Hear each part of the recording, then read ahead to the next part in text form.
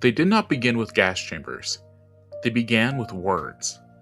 Life unworthy to live, burdensome lives, useless eaters, mercy death. Before a single person was killed, the Nazi state spent years building the vocabulary. Clinical, bureaucratical, almost compassionate sounding.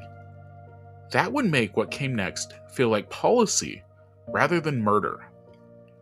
And then, in October 1939, Adolf Hitler signed a document, backdated, so it would appear to have the authority of wartime necessity, authorizing his physicians to grant mercy deaths to those deemed incurably sick. The program had an address, Tiergartenstrasse 4, Berlin. They called it, simply, T4.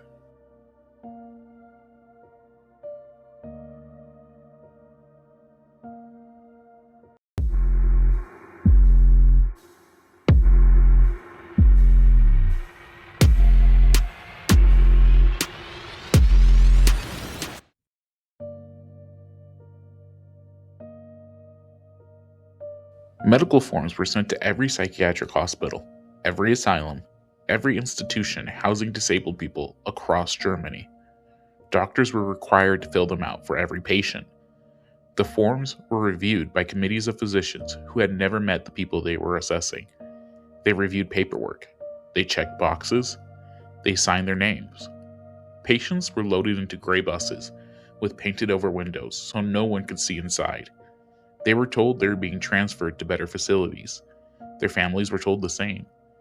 They were driven to one of 6 killing centers, ordinary-looking buildings in ordinary towns.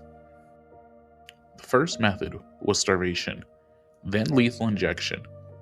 Then, when the numbers grew too large for those methods, sealed rooms filled with carbon monoxide. The same engineers who designed those rooms later built the gas chambers at Treblinka, Sobibor, and Belzec.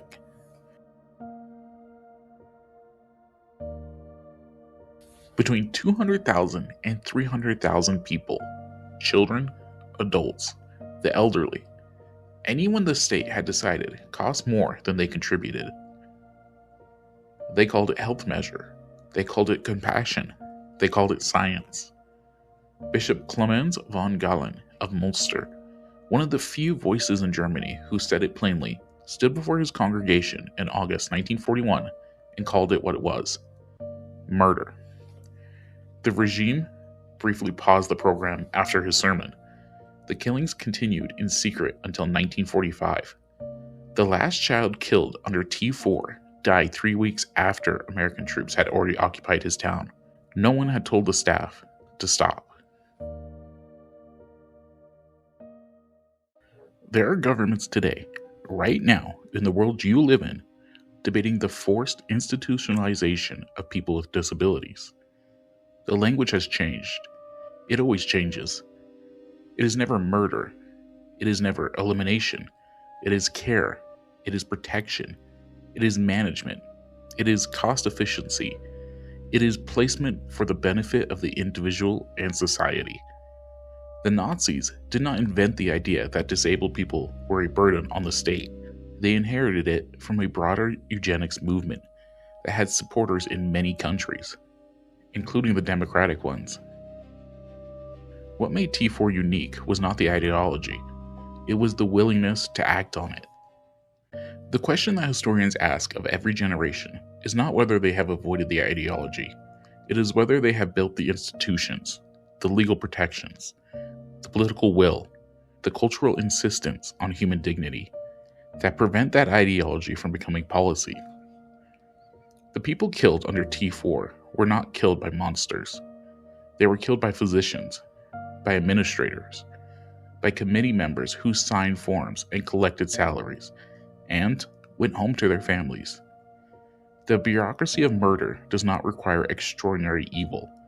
It requires ordinary people following policies that have been made to sound reasonable. The first step is always language.